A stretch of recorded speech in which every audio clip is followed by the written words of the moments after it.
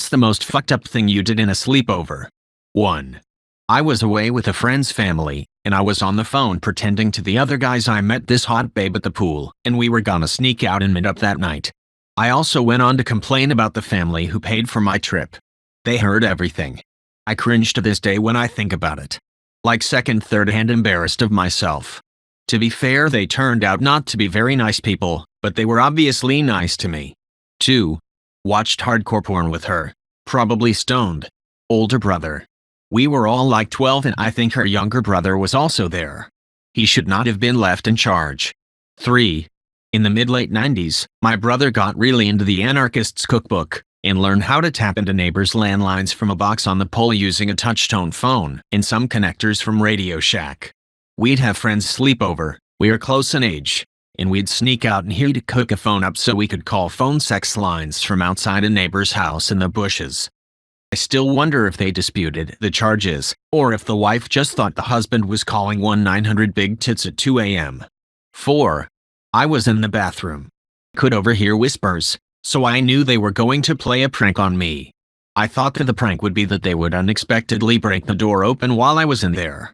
So, to counter-surprise them, I decided to only pretend I was on the toilet, and to instead hold the door shut by pushing against it with both palms, adding my weight to the door and preventing it from being pushed open. However, that was not their intended prank. They thought I was on the toilet, far from the door, so their idea was to have a sword thrust unexpectedly through the door. The sword went through the door, and then straight through the palm of my right hand as well. Blood went everywhere. The sword went in and out quickly. I have vague memories of turning the sink on and wrapping my hand with hand towels, even while blood spurted throughout the room. I don't remember getting in the car. But apparently I was driven to the emergency room. It's now 20+ years later. The rest of my hand is fine, but I have a small scar of light-colored flesh on my palm, where I no longer have any feeling. Usually when I mention the story, I just say that I was stabbed through by a sword when I was a teenager, without going into detail on the how and why, which is significantly more stupid. The same person who did this prank on me decided to prank someone else by holding a knife right above a sleeping person's eye so that when they woke up the first thing they'd see is a knife blade close up. Thankfully, that particular incident resulted in only a scream, with no physical injuries. Looking back, I suspect he may have been an unhealthy friend to hang out with. 5. Visiting a friend's house for the first time and I couldn't find the bathroom. I was about 10. During a sleepover in the middle of the night. Dark, confused. I pissed in the closet. 6. Got a bloody nose. It was dark and I didn't know the house, so I stuck near the walls and went down the hallway and found the bathroom. Got the bleeding to stop. Cleaned up. Went back to sleep. In the morning, the mom came in frantic making sure everyone was alive after she saw smeared bloody handprints all the way down the hallway. 7. My friend and I were 11 or 12. His sister was about 14. She announced that she'd never seen a dick in person before and wanted to. Basically, it was the show me yours and I'll show you mine thing. Except it was directed at me and my friend. Which makes sense, I guess. If she'd never seen one before, why not try to look at two at once? Ground rules were set. You can look for as long as you want, or as close as you want, but no touching. I'd never seen a vag in person before, so I was up for it. My friend was apparently curious enough to scope out his own GD sister. So, we all showed each other our junk.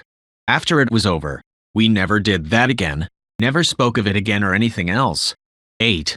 Rated my friend's dad's Playboy mags. Then my friend showed me a porn video, and I couldn't figure out why the girl was drinking the guy's pee. Full disclosure, I was like 9 or 10 and this was early 80s. 9. More embarrassing than fucked up. Accidentally clogged the toilet at friend X's house. There was no plunger and the toilet was filling rapidly. I panicked and ran to my friend who promptly called for his dad. His dad takes one look and yells from the bathroom, "Jesus, X. How big of a shit did you take?" It took years before I went back to his house. 10. In Boy Scouts I was the morning cook, meaning I woke up before anyone else to chop wood, make fire, and get water boiling. I grab the hatchet and start splitting a log into little splinters for kindling. It was cold and dewy. The hatchet slipped from my hand mid-upward swing and went flying. The 10 circle. It seriously flew 10 to 15 yards and fell straight down the roof of a tent, where 4 scouts were sound asleep. I'm not sure how long I waited to hear someone start screaming. I probably sat there in terrified anticipation for over a minute. Then I was worried someone might be hurt, so I crawled over to the tent where the hatchet landed. I super quietly unzipped the flap and saw it landed in a bag of clothes very close to some kid's head. I snuck in, grabbed the hatchet, left the tent, zipped it back up, and finished breakfast. I heard them at breakfast complaining that the raccoons has ruined their perfectly nice tent by clawing a hole in it. 11. I bathed my friend. 2 of us stayed at a friend's house in our early teens. We raided their parents' liquor cabinet and proceeded to not understand how alcohol works. We drank every kind of liquor under the sun, very quickly, over the course of a few hours. We chased shots with popsicles and ate animal crackers to get the taste of gin out of our mouths. One of the 3 of us stood atop a small staircase into the living room, maybe 4 steps, a few feet in distance. He swayed, grabbed onto the railing, turned pale, and then projectile vomited so violently that it all landed and splashed at the bottom of the staircase, leaving the steps clear, minus a few drops. He then immediately fell down the stairs and began to laugh in a pool of his own vomit. We picked him up, dragged him to the bathroom, stripped off all his clothes, and shoved him in the shower. He had thick curly hair that was filled with bright red popsicle-colored animal cracker paste. I told him to put out his hands as he kept yelling to not tell everyone he had a small dick. Once he finally complied, I poured shampoo in his hands and told him to clean his hair. He slapped it all into his face, causing him to gag and his eyes to burn. At this point, I had to get him cleaned up. So I did. We had no spare clothes for him, barring our friend's brother's clothes. He was quite obese. We had to get a belt and tightly tie what I can only describe as parachute shorts around his waist. We went to sleep afterwards and convinced ourselves no one in the house heard us.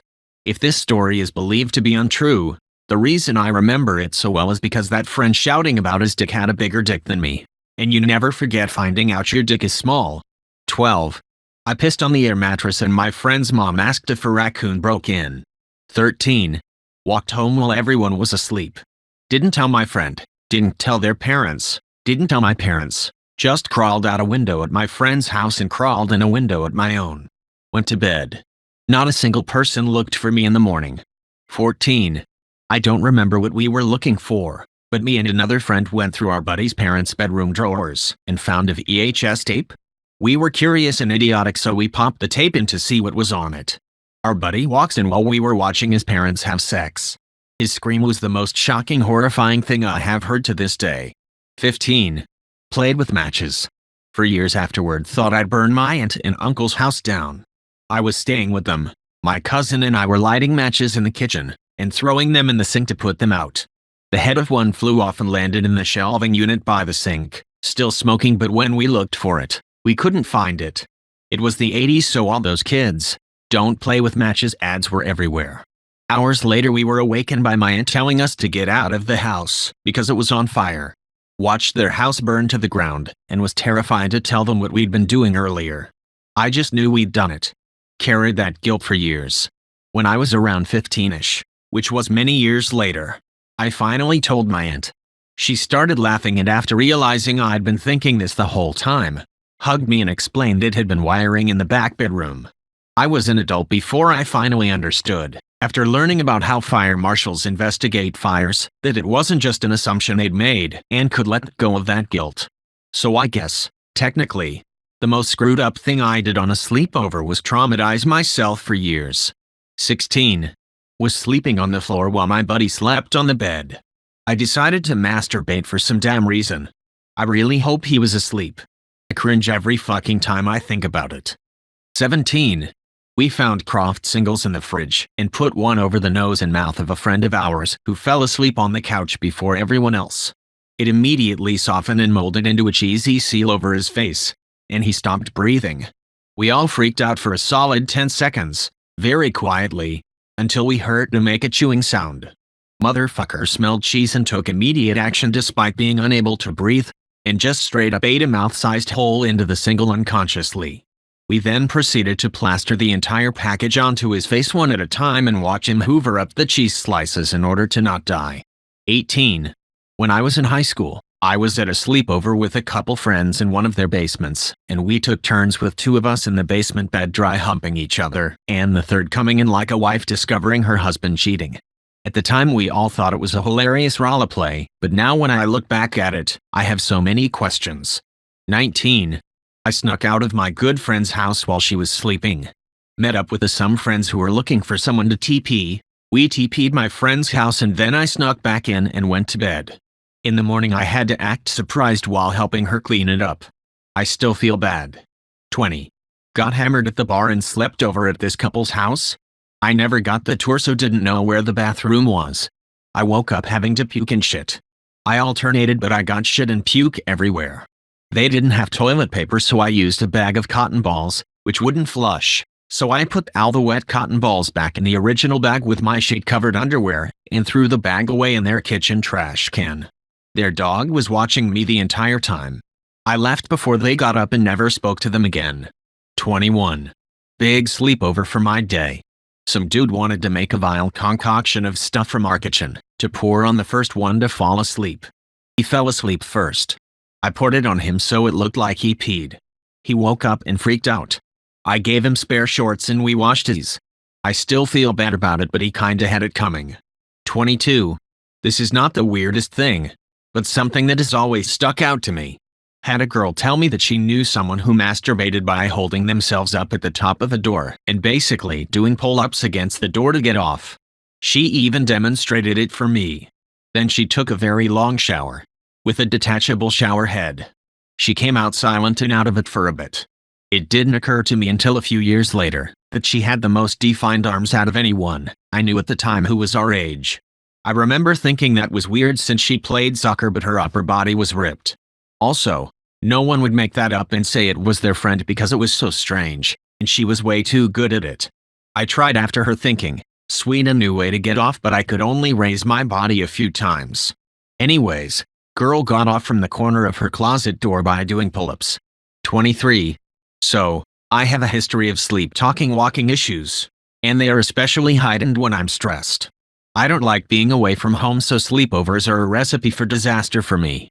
Lo and behold, I woke up one morning after my first sleepover to the horrifying news from my friend that I started sleepwalking, yelled karate chop over and over and proceeded to ruthlessly swing my arms into my friend's stomach, effectively waking her up out of dead sleep.